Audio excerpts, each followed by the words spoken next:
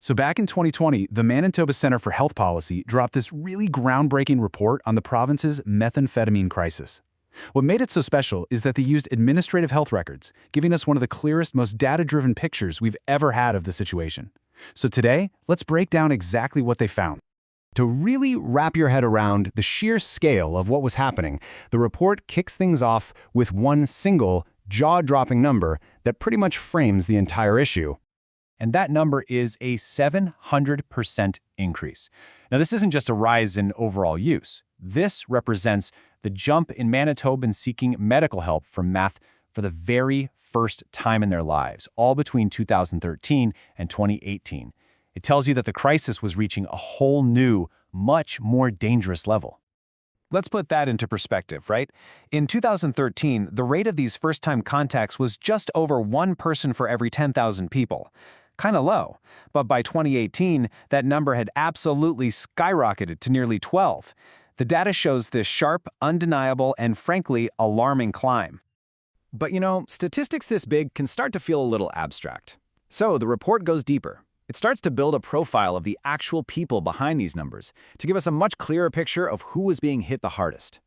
So yeah, the big question is, who exactly was being most affected by this crisis? Well, it turns out the researchers found some really clear answers in the demographic data. Let's start with age. The data shows this huge concentration among younger adults. The report actually calls it a bulge between the ages of 18 and 34, which just means this group was being hit way harder than any other.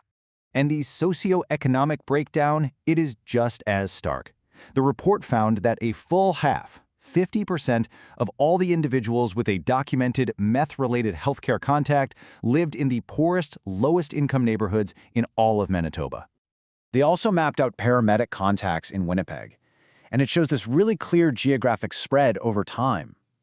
You can see how in 2013 the incidents were packed really tightly in the downtown core. But by 2017, while it was still concentrated downtown, the crisis had spread out into nearly every part of the city.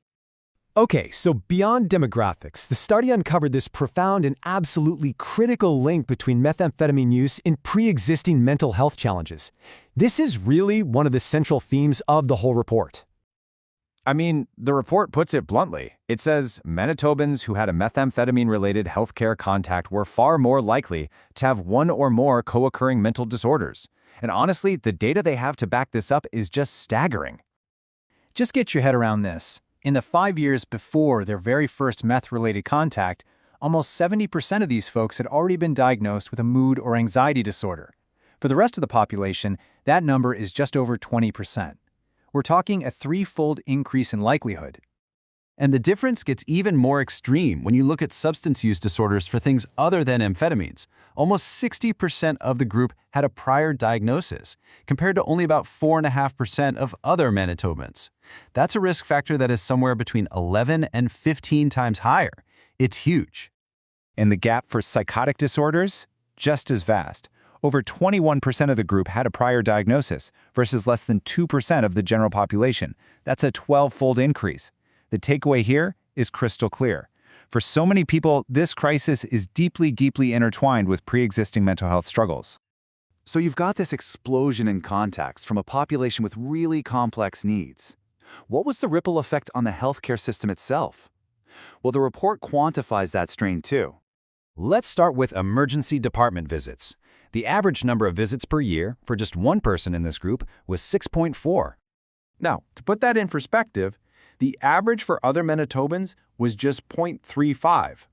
That is a dramatically higher rate of use and a huge burden on our emergency rooms. The story is pretty similar for first responders. In Winnipeg, an individual in this group had an average of about 3 paramedic contacts every single year. And for other people in Winnipeg, that number was just 0.09. You can just imagine the immense pressure this puts on ambulance and paramedic services. It's undeniable. The report also found this really distinct pattern. The most intense period of healthcare use, we're talking the highest number of ER visits, hospital stays, and paramedic calls, was consistently in that first year, right after a person's methamphetamine use was officially documented for the first time.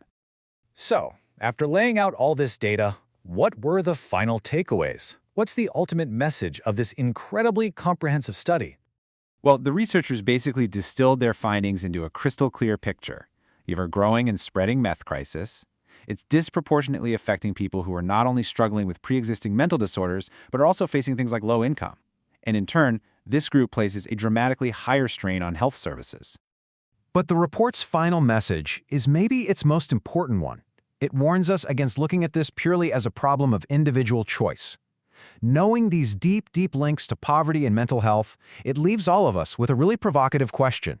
How do we start to address the larger social and structural issues that are really driving this crisis?